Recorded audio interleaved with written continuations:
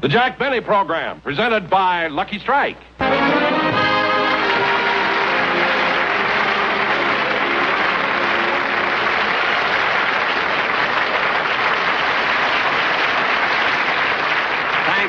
Thank you very much, ladies and gentlemen. You know, for a fellow who has to appear in front of an audience today, I must say that I did a very foolish thing last night. I met a beautiful girl, and I just couldn't resist going out with her.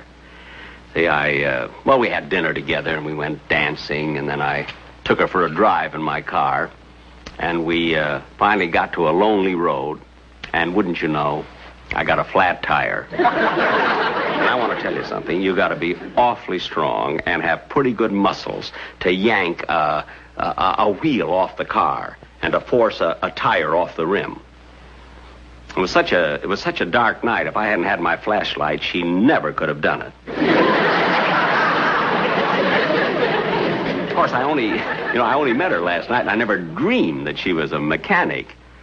I thought that the monkey wrench that was hanging from her wrist was on a charm bracelet.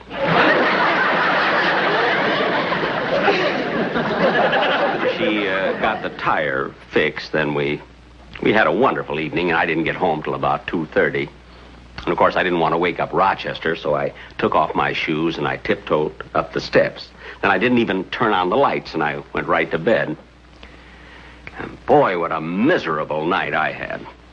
When I woke up this morning, I found out that Rochester had rearranged the furniture, and I was sleeping on the table. And there's nothing more uncomfortable than using the bust of Beethoven for a pillow.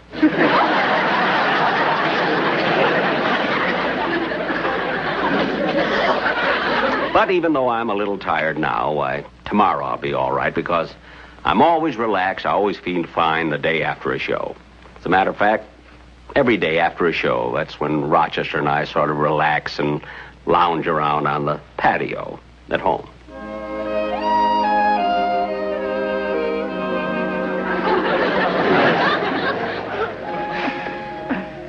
Rochester, why did you stop rocking? I'm sorry, boss. I got interested in this book. Boy, is it exciting. I don't care if it is exciting. Rock me some more. Yes.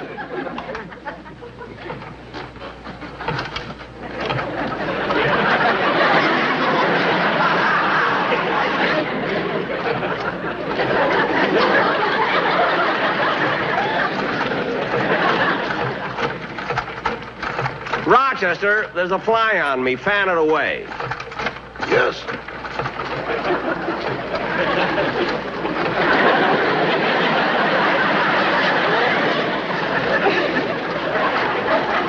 Did you finish churning the butter?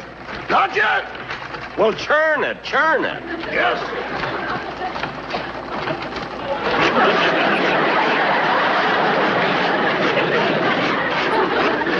How about the ice cream? Did you finish that? I haven't even started yet.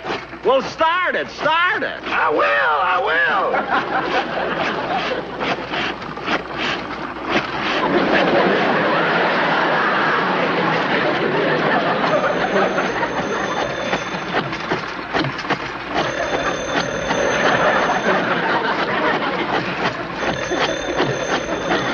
Why don't you answer the phone?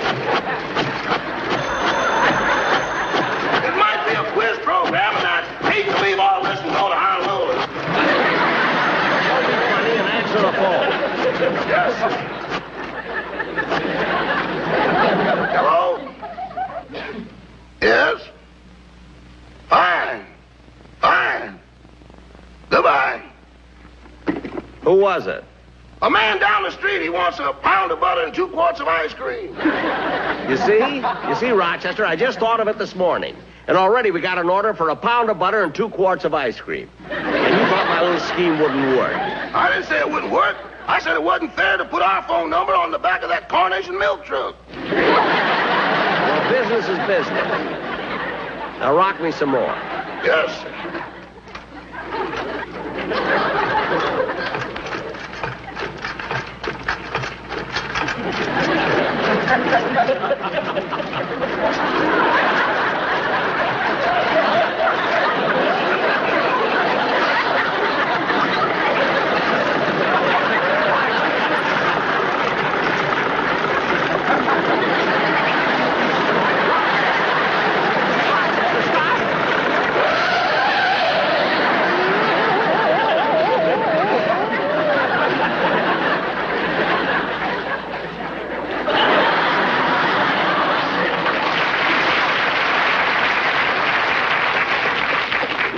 down. Why did you stop it so fast?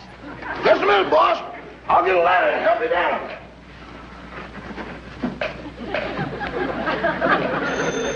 There you are. Answer the phone. It might be another order. I'll get done by myself. Yes. Hello? Mr. Benny's residence stars stage, screen, radio, television, and now rehearsing for Tarzan the Apes.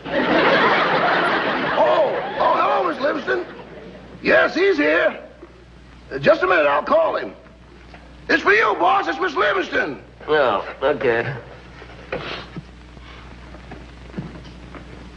Hello, Mary. This afternoon? No, I'm busy. Yeah, I got a golf date with Bing Crosby and George Burns. What are your plans for tonight? I haven't any. Would you like to see a movie? Okay, so would I. No, don't come here. I'll come over to your house. Your television screen is much bigger. Mary.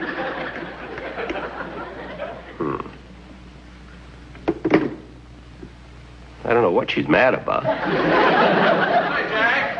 Hello, Rochester. Hello, Don. Oh, gee, what a lovely day. Yeah, isn't it? Would you like some ice cream? No, thanks, Jack. How about a pound of butter? Rochester, stop pushing the butter. We haven't got enough to fill the phone orders. Jack, you mind if I stretch out here in your hammock? No, go right ahead, Don. Rochester, incidentally, here's what I'd like to have you do.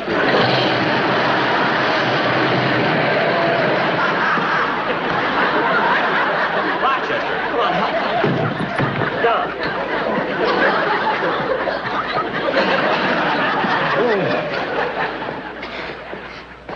Jack, I'm terribly sorry if I broke your hammock. Who cares about the hammock? Look what you did to the flagstone. Gosh, what a mess. That's all right, Mr. Wilson. I'll get a broom and clean it right up. Now, look, Don, I know you didn't come here to relax, so tell me, what's on your mind? Well, Jack, I just wanted to find out if you'd signed Bing Crosby and George Burns to be guest stars on your television show. Oh, not yet, Don, but you see, I'm playing golf today with Bing and George, and I'll talk to them about it then. You know, many years ago, Bing and George and I used to do a vaudeville act together. Oh, years ago, we were known as Goldie, Fields, and Glide. That was our names then in vaudeville, you see. And I'd like to do that same act now in television. The three of you used to do an act together? That's right. That's right. Jack, you're kidding. No, I'm not. Wait a minute. Oh, Rochester. Yes, boss. Bring my scrapbook. You'll find it in the desk drawer. Yes, sir. Ah, those were the days. You know, when Bing, George, and I, when we were known as Goldie, Fields, and Glide, we used to play towns like Burning Stump, Iowa, and Stagnant Water, Nebraska, and we even played on an Indian reservation. The three of you really played an Indian reservation? That's right, Geronimo, New Mexico. Here's your scrapbook, boss. Oh, thanks, Rochester. You know, Don, this is the first scrapbook I've ever had, you know. And I wanted you to see this thing here. Oh, here. Now, this was our whole show. The show that we were with. There was the animal trainer, there's the juggler, there's Bing Crosby, there's George Burns. Easy to pick you out, Jack. There's an arrow pointing to you. It ain't pointing to him, it's in him. That's when they played the Indian reservation. Now, Don, look, now here's what I really wanted you to see. Now, wait a minute. I got it right over here. There it is. There's our act. Goldie, Fields, and Glide, you see. Now, Bing Crosby was Goldie, George Burns was Fields, and I was Glide. That was our act, Goldie, Fields, and Glide. You know, and I'll never forget when we played in Scranton, Pennsylvania. Gee, what a tough time we had following the Victoria girl.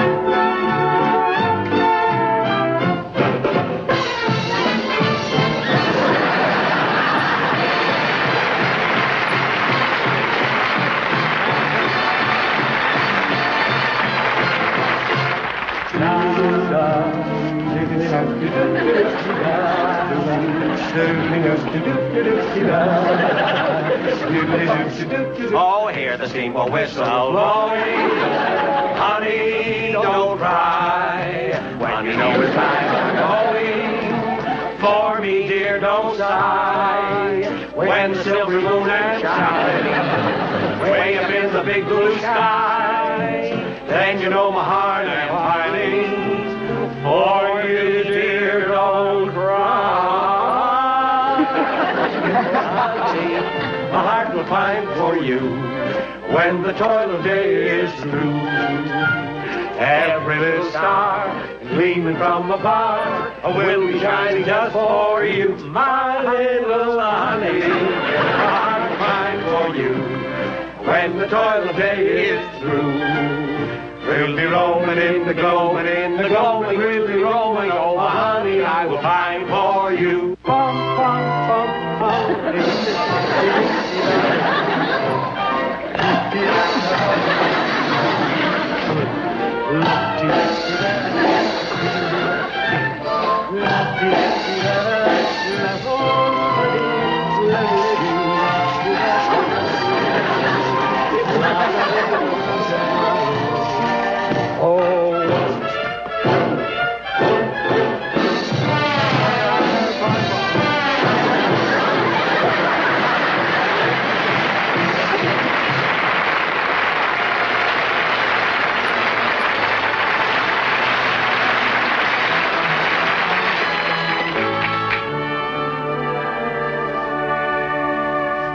M is for the million things she gave me. O means only that she's growing old. T is for the tears she shed to save me. H is for her heart of purest gold. Our purest gold. E is for her eyes with love light shining. R means right, and right she'll always be. She'll always be. Put them all together, they spell mother.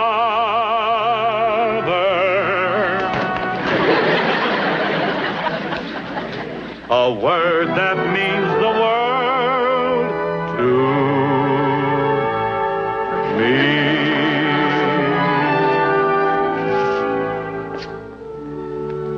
Just what is wrong with the girl of today is a problem this world has to face.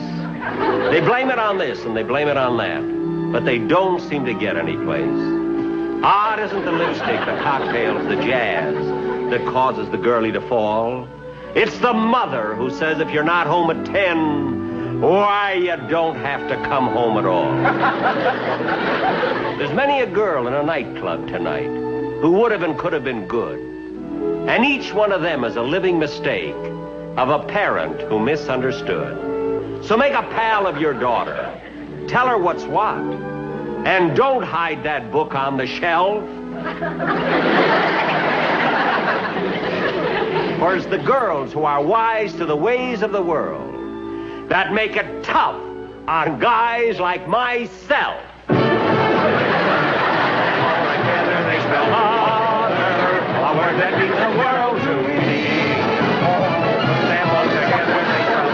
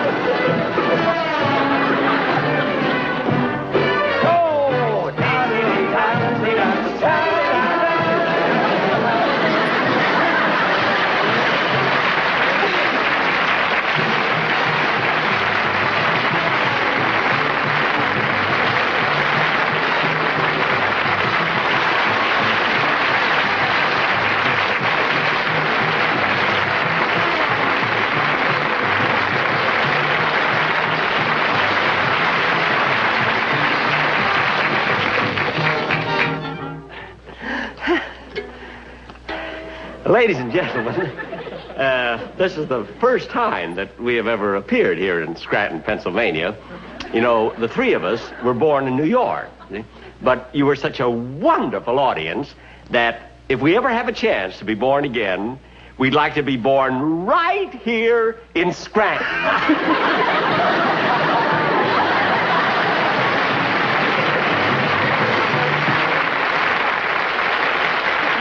Yes, Don, that was our act. Goldie, Fields, and Glide. That'll be wonderful on your television show. But, Jack, I know you and George Burns are very good friends, and you'll work reasonably, but can you get Crosby? Don't worry, Don. I may have to soft soap him a little, but I'll talk him into it. That must be Mr. Crosby and Mr. Burns now. Well, I gotta run along, Jack. I'll let the boys in on my way out. Okay, Don. Hey, Rochester, you know, I'm trying to get Bing Crosby to appear on my television show, and naturally, I want to make a good impression. So run in the house and make a lot of sandwiches. But, boss, we haven't got any food to make sandwiches. No food? What was in the refrigerator? A disappointed mouse. A mouse? I tried to coax him out with a piece of cheese, but he didn't even see it. What? With nothing to look at but those white porcelain walls, he went snowblind. Rochester, stop making up a lot of silly things, will you? Hi, Jay. Hey! As soon as I get dressed, we'll all go out to court. Hey, what's this? That's a scrapbook. I was showing it to Don Wilson. No, I showed him the picture of the three of us when we used to be in vaudeville together. Oh, that was a rouser, wasn't it? Yeah. Years ago. Yeah. You know, Bing, I was thinking, you never hit the big time until you met Paul Whiteman and he took you to the Coconut Grove. Yeah, and George never hit the big time, really, till he met Gracie and took her to the Justice of the Peace. I got a funny answer for that, but I'm going to save it for my own show. It's quite a spot you got here, though, Jack. Is that the swimming pool, or is that where you wash your money? He doesn't wash his money. He saves the dirt and all. I'm your friend. Look, fellas, while you're here telling jokes, I'm going inside and change clothes so we can go out and play golf. Oh, Rochester, see that Abbott and Costello are comfortable. Yes, I'll fix him some refreshments. Bing, I got a hunch the reason for this golf date is that Jack would like to use us as guest stars on his television show. Oh, no, that's not for me. They tell me Jack pays practically nothing for guest stars. Oh, he pays big money. He does? Sure, he's the only one that's got those old dollar bills left. I wonder what Jack would want us to do on his show. I don't know about you, but I know he'd want me to sing. Oh, well, in that case, I'd better squeeze in a song right now. Want me to help you with a verse and two choruses? No, I'll fight it out. Well, help Jack with his shoes. I got a button hook. If I am fancy free and I love to wander, it's just a gypsy in my soul. There's something calling me from away out yonder. It's just a gypsy in my soul. I've got to give vent to my emotions. I'm only content having my way.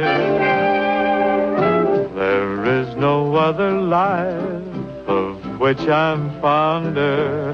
It's just the gypsy in my soul.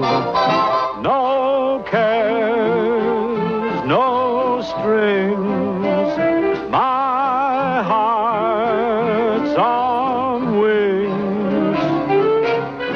If I am fancy free and I love to wander, it's just the gypsy in my soul. No other life of which I'm fonder. It's just the gypsy in my soul. No cares, no strings. My heart has wings. It's just the gypsy in my soul.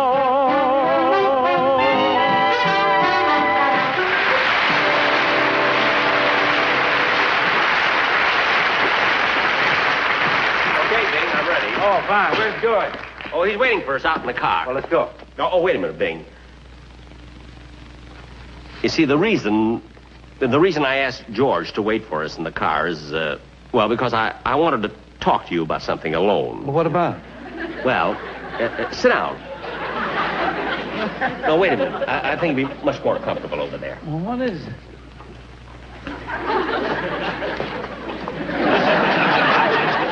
That's it. Make yourself comfortable. Oh, wait a minute. There we are. There. Now, Bing, here's what I wanted to talk to you about. See, I'm going to do another television show pretty soon, and I'd like to have you as my guest on this show. Oh, I'm flattered, Jack. I'd love to be on it. It'll be absolutely wonderful. You know, Bing, I can just see it now. I'll come out on the stage first and tell some jokes, see? And then you come out and sing a song. Then I'll go back, and then I'll come out, and we'll do some jokes together, you see? Then you can sing another song, then I'll come out with the violin. See, and we'll do a couple of numbers together. Terrific. It'll be sensational. How much money will you want? $10,000.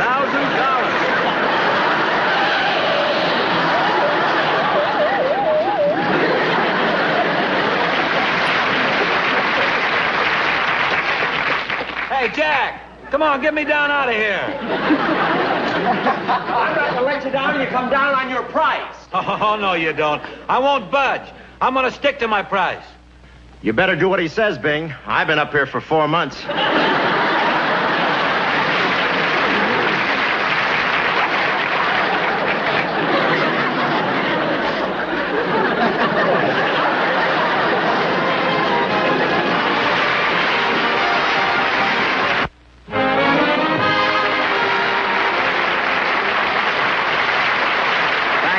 Thank you very much, ladies and gentlemen.